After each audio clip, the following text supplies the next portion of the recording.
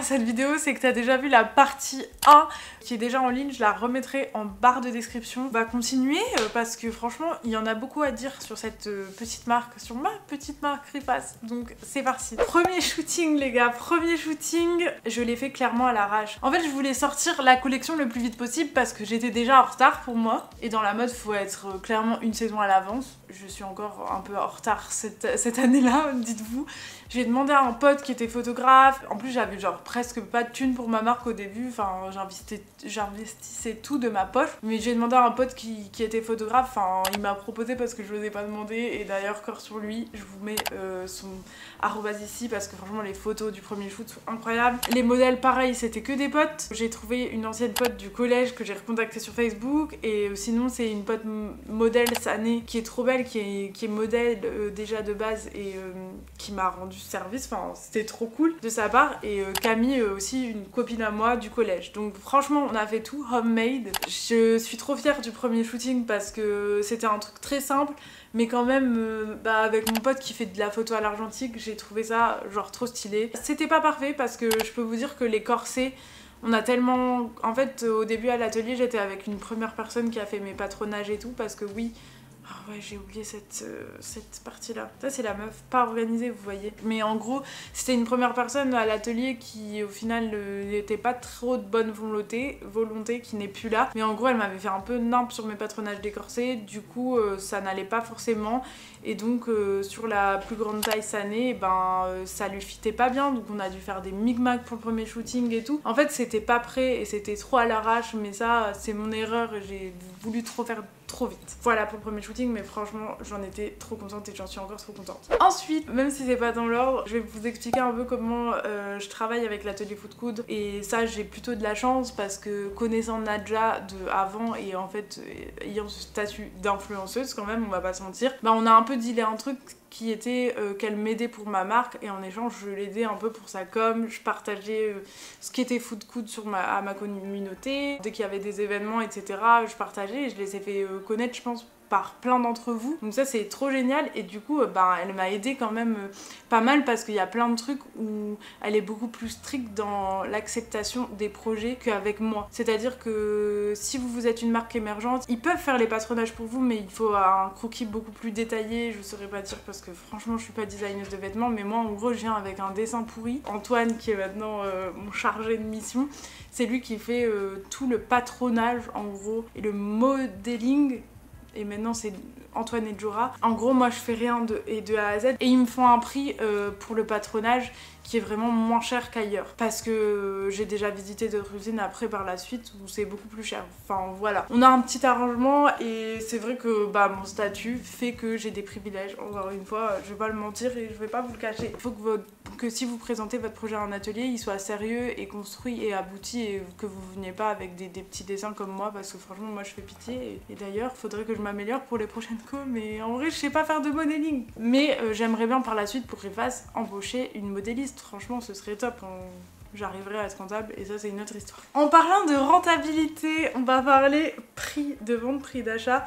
Quand c'était le moment de fixer mes prix, j'avais aucune idée de où j'allais partir. Cela dit, dernièrement j'ai fait un petit tableau qui est plus ou moins ma foi réaliste. Alors je vais vous évoquer tous mes prix, mes coûts d'achat, mes prix de vente, même si je suis très nulle en calcul les gars. Genre vraiment, me faites pas confiance sur ça, mais je vais un peu vous exprimer tout ça. Par exemple, pour un parachute pants, qui est le produit phare que j'ai sur une production à 15 € à l'atelier Food Coudre, donc ce qui paraît très bon marché. Franchement c'est bon marché pour du made in France. Du coup en gros mon produit fini, enfin le produit je l'achète 15 € à l'atelier Food Coudre. Mais à ça s'ajoute le métrage de tissu. Pour un parachute pants il me faut 1,70 m de tissu. Le tissu me coûte 7 € le mètre. Aussi très bon marché, un tissu à moins de 10 € c'est un bon tissu. J'ai appris ça avec le temps maintenant. J'achète pas de tissu à plus de 10 € personnellement. Je sais qu'il y a plusieurs marques qui sont plus sur des tissus de luxe qui vont acheter des tissus à des fois 20 € le mètre. Mais j'avoue que mon tissu c'est du polyester, hein. C'est du polyester des années 80, mais ça reste du polyester, c'est pas une matière noble. Mais je suis à 7 € le mètre,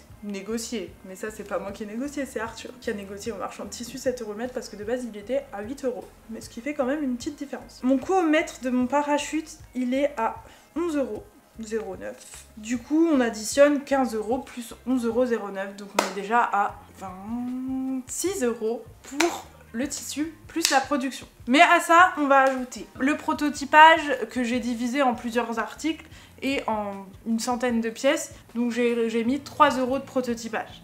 Ensuite, ma mercerie à 50 centimes, mon packaging pour l'envoi des commandes à 50 centimes, frais du site à 1 € et le coût marketing, c'est-à-dire ça va être toutes les dépenses annexes que je vais faire dans le futur, genre maintenant. Par exemple, mon dernier shooting, j'ai payé tout le monde, ce qui n'était pas forcément rentable pour moi, encore une fois, mais comme au premier shooting, j'ai pas payé grand monde. Bah, au dernier shooting, j'ai vraiment voulu payer tout le monde, que ce soit le maquilleur, les modèles et la photographe. Même si c'était pas des coûts énormes, enfin des prix énormes, bah, j'ai voulu essayer de payer tout le monde. Donc en gros, j'ai mis 8 € de coût marketing, qui a un coût quand même assez élevé, mais je pense que c'est important, surtout que là, je vais envoyer aussi des produits à des influenceuses, donc c'est un gros. Du coup, mon parachute, il me revient à 39 € finalement. Ajoutons les 20% de TVA. Mon parachute Pence me revient à 46,90 €. Oui, parce que pour mon premier drop, je n'avais pas mis la TVA. Bah oui, la petite Rosa, elle est un peu débile. Elle compte pas la TVA. Bah alors que je dois la payer à la fin de l'année. Des fois, franchement, j'ai vraiment pas fait les choses dans l'ordre. J'ai pas fait de business plan, alors que normalement c'est indispensable à une marque. Enfin, vous voyez, j'ai vraiment fait tout à la wall again. Donc maintenant, j'essaye un peu de restructurer mon entreprise. Je suis pas une bonne businessman, mais j'adore faire les choses avec le cœur. Businesswoman, pardon. Du coup, à 46,90 €, vous savez que dans l'industrie du textile, normalement, il faut faire au moins un x3, mais la petite Rosa, elle veut pas vendre ses articles au-dessus de 100 €. Bon, maintenant, j'ai un peu changé d'avis parce que je peux pas, sinon, franchement, tout le taf que je fais, ça revient à rien. Du coup, bah, je fais une marge, voilà, de 50%, qui est vraiment pas ouf, hein. Si je vous détaille d'autres produits, par exemple, le corset, par rapport au parachute Pen qui est à 15 € de production, le corset, il est à 19 € de production, donc il est plus cher parce qu'il y a plus de détails, mais par contre, le coût au mètre, je suis à 4,20 €. Donc vous voyez, des fois, en fonction de la pièce, comme le corset, c'est beaucoup plus petit, bah, ça prend moins de tissu, mais ça prend plus de production. La chemise, par contre, en production, elle est à 22,50 €, c'est un de mes derniers produits, mais elle est beaucoup plus chère parce que, pareil, beaucoup plus de détails. Voilà un peu mes coûts, je pense que c'est important de le dire haut et fort, et c'est pour ça que j'ai fait cette vidéo. Des fois, je me dis dans quoi je me suis lancée, parce qu'en fait, là, par exemple, la collection avec les couleurs pastel, ma dernière collection, j'ai travaillé dessus pendant 3 mois, genre vraiment, que ce soit les allers-retours. En plus, moi, j'ai pas le permis, donc ça me coûte beaucoup d'aller jusqu'à l'atelier parce que c'est vers le sud et souvent je prends des Uber parce que si je prends métro plus bus plus marché, ça me prend littéralement tout mon après-midi et franchement le temps c'est de l'argent. J'ai pas le temps parce que je fais ça à côté de ma vie et de déjà mon travail qui est d'être influenceuse et de créer du contenu, surtout que ce soit mon contenu couture ou les partenariats avec les marques et du contenu tout court. Du coup le temps c'est de l'argent et donc oui, des fois je prends des Uber parce que j'ai pas le permis, mais ça c'est ma faute, hein, bien sûr. Mais cela dit, acheter une voiture et payer les frais d'essence et les machins, ça revient aussi à cher. Les allers-retours à l'atelier, les allers-retours par mail, les trucs qui vont pas, les allers-retours chez le fournisseur en Belgique, ça pareil, c'est Arthur qui doit m'amener. Bah la com à côté de ça, tout ça pour au final faire un x2, donc être tout juste rentable parce qu'au final, bah, avec un x2 en France, t'es pas rentable les gars. Donc en fait, j'ai un peu mis cette vidéo en mode pourquoi j'ai fait ça. Des fois, je me pose réellement la question. J'ai eu cette discussion avec ma copine Ruby qui a aussi une marque Made in France, mais en vrai, c'est pas rentable et si j'avais pas mon activité d'influenceuse à côté, ce serait pas franchement viable. Donc faire du Made in France aujourd'hui, il faut avoir un taf à côté. Genre c'est un peu triste. En fait, la conclusion que j'ai fait ces derniers mois, c'est que c'est triste en fait. Le constat, il est pas du tout ce dont à quoi je m'attendais, à part si je faisais du x3 et donc on serait plus sur un parachute Pence à 160 €, vous voyez, et d'autres pièces à plus. Et ben, est-ce que vous l'achèterez? Parce que ça reste un produit qui est en polyester. Franchement, les finitions, elles sont super belles et tout, mais voilà, vous voyez ce que je veux dire. Et je vous pose la question, répondez-moi en commentaire, est-ce que vous l'achèterez? Parce que moi, des fois, peut-être que je vois... je sais que Ruby, récemment, elle a augmenté ses prix, et ce que je comprends. Mais d'un autre côté, je comprends aussi que plein de gens n'ont pas ce pouvoir d'achat-là, d'acheter éthique. Vous voyez, en fait, c'est à double tranchant, et c'est très compliqué, parce que au final, si c'est pour que je mette mes pièces à 160 €, mais il y ait 3 personnes qui l'achètent, bah ça revient au même. Tout ce travail-là, il vaut le coup si je vends beaucoup de pièces, mais ça va pas trop avec la mode éthique, le fait de faire de la masse. En fait, pour moi, honnêtement, aujourd'hui, si tu veux créer ta marque, il faut faire de la production de masse. Sauf que c'est pas dans mes valeurs éthiques et c'est pas ce que je veux faire. Moi, je fais au cas par cas, je fais des petites séries et j'essaye de faire à la demande, tu vois. En fait, mon constat, dernièrement, il a été genre hyper déçu du truc et genre... même si je suis pas une très bonne commerciale et tout, peut-être qu'il y a des choses à améliorer, mais en fait, pour vraiment faire une bonne com, faudrait que j'embauche des gens. Et je sais qu'on critique beaucoup les influenceurs, machin, ouais, vous prenez des stagiaires non rémunérés, parce que moi, je me suis déjà, j'ai pris, donc c'est la deuxième stagiaire que je prenais, Héloïse, et je me suis déjà pris des messages horribles, genre en mode, vous êtes ceux qui doivent montrer l'exemple et vous prenez des stagiaires non rémunérés, machin, nini, nanana. Moi, clairement, je fais pas ma marque pour l'argent. Je fais vraiment pour faire vivre un peu la mode éthique, la mode made in France, le savoir-faire local, et voilà, enfin, montrer que c'est possible. Mais en fait, est-ce que c'est vraiment possible? Je me pose la question. Comme je vous ai dit, faudrait, pour que la marque, elle évolue et qu'elle se développe, que j'embauche, en freelance une modéliste pour pouvoir perdre moins de temps, parce que moi je fais des allers-retours avec mes vieux dessins avec l'atelier, mais ils sont débordés. Faudrait une meuf spécialiste dans la com digitale. Faudrait quelqu'un qui s'occupe de moi sur le plan commercial, business, parce que je suis trop nulle. Mais en fait, il faudrait plein de métiers que aujourd'hui, je peux pas développer la marque avec ce que je gagne. Vous voyez ce que je veux dire? Et ça, c'est toute ma remise en question. Franchement, je serais trop intéressée d'avoir vos avis dans les commentaires, peut-être des gens qui s'y connaissent mieux que moi. Moi, franchement, je suis novice, ça fait que 1 an que j'ai ma marque, et c'est juste un constat que je fais au bout d'1 an. Vous voyez ce que je veux dire? En mode, tous ces efforts, au final, où bien sûr, je gagne beaucoup mieux ma vie en faisant influenceuse, même si c'est éphémère. Franchement, le temps, rapport temps-travail, vous voyez ce que je veux dire? Temps, argent, travail. C'est sûr que c'est plus rentable d'être influenceuse, hein, mais comme je vous ai dit, je fais pas ça que pour l'argent. Ma marque, c'est vraiment mon projet de cœur, mais des fois, j'ai envie de tout abandonner, de me dire à quoi ça sert. En fait, je débourse des sous. Tout ce que je débourse dans le marketing, elle dit je vais payer les gens, vas-y, je vais payer le tissu. En fait, c'est dur de s'y retrouver, vous voyez, et je finance pas mal de choses avec l'argent que j'ai déjà de mon autre activité, vous voyez, et si j'avais pas cet argent, je pourrais pas financer mon projet. Donc, compliqué, mais on reste positif. Et est-ce que je vais faire ça pendant plusieurs années? Je ne sais pas, honnêtement. Peut-être qu'après coup, je fermerai la marque et je lancerai quelque chose qui a rien à voir, ou peut-être dans la food ou des trucs comme ça. En vrai, c'est une super bonne expérience et je regrette pas du tout l'expérience. J'aimerais bien continuer pendant longtemps, mais pour l'instant, je me suis dit qu'il fallait moins que je me stresse et que je fasse vraiment genre 2 drops par an, genre 1 pour l'été, 1 pour l'hiver, et que je me casse pas la tête non plus à faire des drops tous les mois, parce que déjà, ça c'est plutôt un format de fast fashion, et essayer de rivaliser avec des formats de fast fashion, c'est pas possible. Je suis toute seule avec ma stagiaire Héloïse qui était top, mais elle s'est occupée de la com, mais pour tout le reste, vous voyez ce que je veux dire? Je sais pas, je suis en pleine réflexion. En tout cas, voilà, je trouve que c'était intéressant de partager tout ça avec vous. Je vais maintenant répondre aux FAQ, les gars. Vous m'avez posé plein de questions sur Instagram et je pense qu'on va un peu retrouver ce à quoi j'ai déjà répondu, mais au moins j'ai fait un peu les choses par étapes, vous voyez. Je suis tendue de parler de tout ça. Du coup, première question, le processus pour créer sa marque, fixer ses prix, as-tu été accompagnée? Du coup, le processus, je pense que de base, il faut déjà réfléchir à les produits que tu veux vendre, faire tes premiers croquis, etc. Ensuite, décider un nom de marque, te renseigner sur Shopify en parallèle, essayer de créer des sites tests, genre vraiment pour t'entraîner, parce que le moment où il faudra faire ton site, tu vas en avoir besoin. Le dépôt d'ailleurs du nom de ma marque, j'en ai pas parlé, le dépôt du nom, je suis en train de le faire que maintenant. Et ça, c'est parce que j'avais déjà fait un ancien projet où j'avais déposé un truc. C'était trop galère, le site de l'INPI et tout, une galère monumentale. Au final, j'ai mal coché une case et j'ai perdu genre 350 €.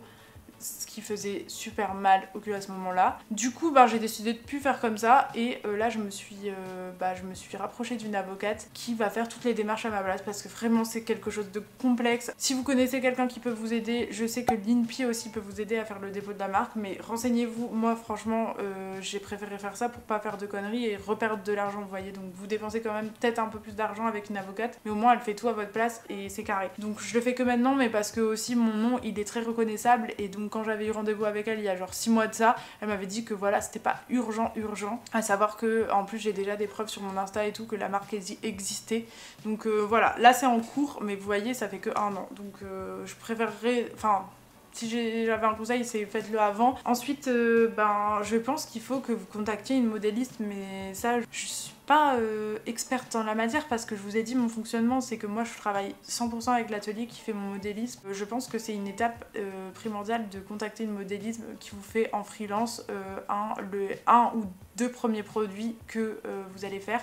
Et ensuite c'est contacter et démarcher des usines et aller les visiter si vous voulez faire du Made in France, parce que moi c'est que ce que je connais. Honnêtement, je sais pas comment on fait pour aller au Portugal, à part si vous vous déplacez. Il y a tout un réseau qui s'appelle Tissons la Solidarité, qui a plein en fait d'usines par exemple dans le Nord et je pense dans toute la France. Essayez de regarder sur internet, je vous mets le nom juste ici, et qui regroupe en fait toutes les usines qui font du Made in France, éthique, etc. Il y en aura peut-être une dans votre région, etc., etc. Moi du coup je travaille avec l'atelier Food Coudre et ils font partie de ce réseau qui s'appelle Tissons la Solidarité et qui travaille avec, des fois s'ils ont par exemple des trop grosses commandes, ils vont le passer à une autre usine de la région. Moi j'ai démarché directement l'atelier Food Coudre via mon côté influence, donc je peux pas pareil vous dire, mais n'hésitez pas à aller visiter et tout ça et à parler avec les gens, je pense que c'est le meilleur conseil que je peux vous donner.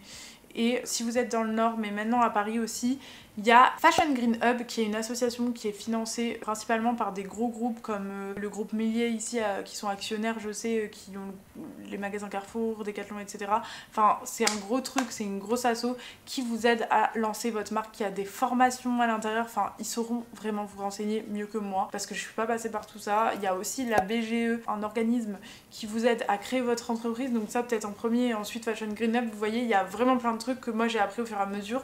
D'ailleurs Fashion Green Hub a un pôle du coup à Roubaix, vous pouvez prendre rendez-vous avec eux et aller les rencontrer, ils ont plein de formations même pour apprendre à coudre, enfin voilà, franchement c'est ouf.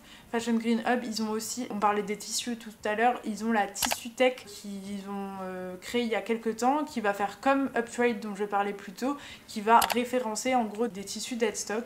Du coup ça va être une bibliothèque en ligne auquel vous avez accès si vous êtes membre de l'association. Moi j'ai payé 50 € pour être membre à l'année, ce que je trouve assez raisonnable parce que vous avez ça comme service, du coup la Tissu Tech. Vous avez aussi un service de sérigraphie, vous avez pour floquer des t-shirts mais de manière propre là, donc vous pouvez y aller là-bas et genre ils ont les machines et tout, il y a la broderie, enfin il y a plein de trucs. Si vous avez votre petite marque ou vous voulez la lancer, rapprochez-vous d'eux, franchement c'est top. Fixer du coup les prix, comme je vous ai dit tout à l'heure, j'ai galéré mais il faut prendre en compte tout ce que je vous ai énuméré tout à l'heure. Peut-être la BGE pareil peut vous aider. Moi franchement j'aimerais bien avoir des gens qui puissent m'aider plus sur ça, sur la partie business et commerciale, mais je sais pas trop moi-même de qui me rapprocher. Qu'est-ce que t'avais vraiment pas prévu? Comment t'as géré cette situation imprévue? En vrai il y avait tellement de choses que j'ai pas prévu, enfin j'avais pas prévu que ça me prenne autant de temps, j'avais pas prévu les allers-retours à l'atelier, j'avais pas prévu les problèmes de tissu. Dernièrement dans ma dernière collection, le fournisseur s'était trompé de tissu pour mes tissus avec Fashion Green Hub que j'ai pris à la Tissu Tech, donc c'est leur fournisseur qui s'est trompé dans la couleur, donc ça c'était un premier imprévu. Ensuite là on s'est rendu compte dans les tissus à dead stock il y a des taches des fois d'humidité parce que c'est mal stocké, etc. Donc vous avez de la perte et il faut renégocier pour avoir de métrage gratuit. Enfin franchement il y a plein de galères, faut tenir le coup, c'est sûr. Est-ce que tu as des objectifs pour la marque ou est-ce que tu avances au jour le jour?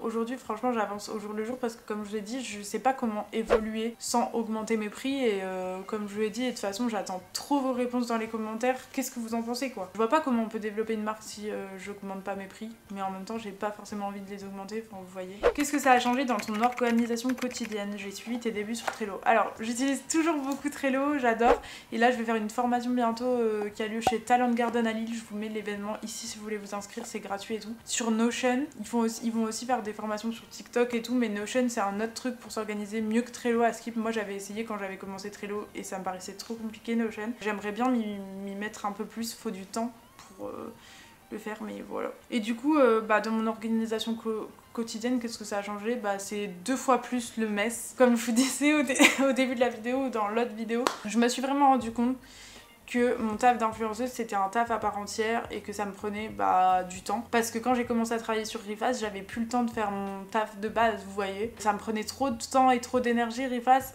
pour très peu de résultats, il faudrait que j'arrive à me caler genre 2 jours par semaine je fais Riface, 3 jours je fais de l'influence, mais c'est très difficile parce que l'influence il faut être tous les jours au taquet et là sur les réseaux vous voyez j'ai aussi l'habitude de ça. Pour l'instant c'est compliqué niveau orga. Ça veut dire quoi? Tissu dead stock, donc comme je vous ai dit, des tissus dead stock c'est des tissus dormants, c'est à dire que c'est des tissus qu'on va aller récupérer qui dorment depuis 10, 20, 30 ans. Je sais plus exactement comment par exemple la Tissu Tech de Fashion Green Hub sélectionne ces tissus dead stock, mais je pense qu'il y a, c'est à partir de 10 ans, genre c'est considéré comme du dead stock à partir du moment où c'est stocké. En gros, ça va être des marques, par exemple H&M, Zara, on va dire, même plus des marques de luxe, chez Uptrade, non, je pense que c'est La Caserne à Paris, ils ont pas mal de tissus de luxe. En gros, maintenant, ils ont plus le droit de jeter, du coup, ils vont faire par exemple une veste. Yves Saint Laurent va faire une veste trop belle en soie machin. Ils ont produit trop de quantité de tissus de soie. Et la veste, ça y est, c'est plus la collection. L'hiver est passé, on change de collection. Tout ce tissu-là, ça va être du tissu qui va être du surplus de production, surplus de tissu, et du coup qui va être stocké, puis après revendu, puis après devenir du tissu dead stock au final, parce qu'en fait, tu réutilises un tissu qui a été produit pour une collection qui était déjà existante. Vous voyez ce que je veux dire? Je pense que c'est clair comment je l'ai expliqué. Pourquoi, en gros, peux-tu nous expliquer l'origine, le besoin de créer cette marque? Bon, ça, je pense que j'ai déjà répondu. Ça a été par un coup de cœur pour l'atelier Fou de Coudre. Il n'y avait pas de besoin. En vrai, il n'y a pas besoin d'une nouvelle marque. J'estime que pour le peu de produits que je produis, c'est-à-dire que pour l'instant, j'en ai vendu, je pense, une centaine depuis le début de la marque. Nous, ça fait à peu près 10 par mois, voire un peu moins, si on calcule par mois. Du coup, combien de temps as-tu pris pour créer ta marque? Moi, j'ai pris 2 mois et c'est vraiment pas ce qu'il fallait faire, donc ne faites pas comme moi. Franchement, je pense qu'il faudrait au moins 4-5 mois. Je sais qu'il y a plein de gens qui créent leur marque en 1 an, mais en tout cas, à petite échelle comme ça, étant donné que tous mes fournisseurs sont quand même pas très loin de chez moi, ça va. Genre, j'ai de la réactivité et c'est ça qui est cool avec le Made in France, c'est vraiment de pouvoir voir tout ce qu'on fait, d'aller à la rencontre des gens et genre de voir qui produit nos vêtements. Parce que principalement c'est pour ça que je l'ai fait. Jamais je pourrais faire une marque, les vêtements ils sont produits par je ne sais qui et je vois même pas leur tête, c'est genre no. Considérer les personnes, genre c'est important. Est-ce que selon toi, ça c'est une bonne question, tu penses que tout le monde peut se lancer comme toi avec autant de facilité? Je te dirais non et franchement... très honnêtement, je pense que mon statut d'influenceuse, de par le fait que j'avais de l'argent de côté, mon lien que j'ai eu directement avec l'atelier, il y est pour beaucoup. Et donc, une personne qui n'est pas sur les réseaux sociaux et qui n'a peut-être pas forcément d'argent de côté, ça va être beaucoup plus dur et tu vas devoir te retrousser les manches beaucoup plus. Je dis pas que c'est impossible, mais je dis qu'en tout cas, il faudra un métier à côté et ça, je vais pas te le cacher. À part si t'as le chômage pendant quelques années parce que t'as travaillé beaucoup avant. En vrai, je veux pas vous vendre du rêve, franchement, c'est pas le rêve. Et moi, j'ai des facilités de par mon statut. J'en suis heureuse, hein, mais voilà, c'est difficile et il faut de l'argent et au final, c'est toujours le même truc, c'est que... le Made in France, ça coûte cher. Tes inspi, comme je vous ai dit au début aussi, c'est que mes inspi, c'est vraiment au final tout ce qu'il y a déjà dans les tendances actuelles et au final décliné à ce que je peux faire moi de manière cool et stratégique avec les tissus que je trouve. Donc voilà. En fait, c'est vraiment pour proposer une alternative à ce qu'il y a en magasin qui est fait de manière en bad pour la planète, en quantité astronomique et par des gens qui sont littéralement des esclaves. Je rigole en me disant mais c'est pas drôle. Tu comptes faire pour inclure de la diversité dans ta marque? Franchement, je pense que ma marque elle est plutôt diversifiée. Après, il faudrait plus de mecs et ça je le sais, mais je me concentre sur mon cœur de cible qui est les femmes pour l'instant, même si mes habits vont à tous les genres en vrai. Faut aller étape par étape, j'arrive pas à tout faire. Mais niveau couleur de peau, je pense que c'est assez inclusif. Franchement, je prends toutes mes potes, les gens que je rencontre, j'essaye que ce soit... De toute façon, en fait, je choisis pas en fonction de la couleur de peau, je choisis en fonction de qui je trouve belle et j'essaye, en tout cas, j'essaye bien sûr que ce soit pas que des filles blondes et blanches parce que it's so boring si c'est que ça, genre il faut de tout. Et pareil pour les tailles, par contre c'est quand même assez compliqué de trouver des filles grande taille qui veulent bien poser. D'ailleurs si t'en es une, n'hésite pas à me laisser ton petit commentaire, je prendrai ton contact for sure. Ta pièce préférée, pourquoi? Franchement là je pense que de la nouvelle collection c'est ma chemise, elle est trop bien coupée les gars, je vous la mettrai en photo, elle est magnifique. Le tissu en... Attends, je vous la ramène. Je suis de retour. Du coup, cette chemise, en plus dans la matière chemise, genre bleu, elle est trop bien coupée, elle est bien large et surtout ce tissu il se chiffonne pas beaucoup, vous voyez, alors que c'est de la matière chemise, elle est bien lourde, genre elle est quali de ouf.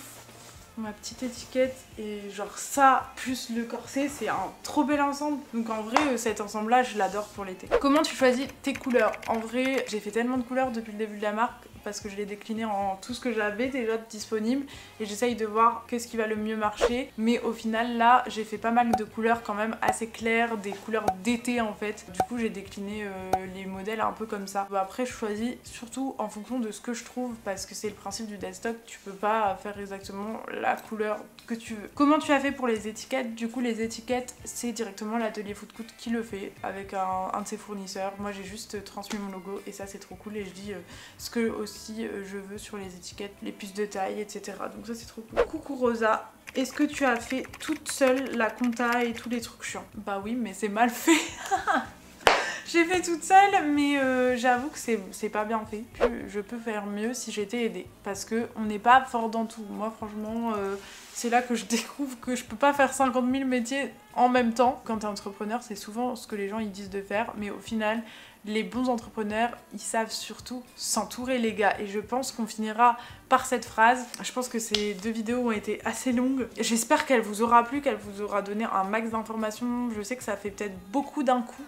Mais du moins j'ai donné un peu toutes mes connaissances et tout ce que je savais en un minimum de temps, donc voilà. N'hésitez pas à aller choper sur le site Riface parce que là on est toujours en précommande cette semaine. Si vous avez les moyens et que vous avez envie d'une petite pièce pour l'été, ben ça ferait trop plaisir, du soutien.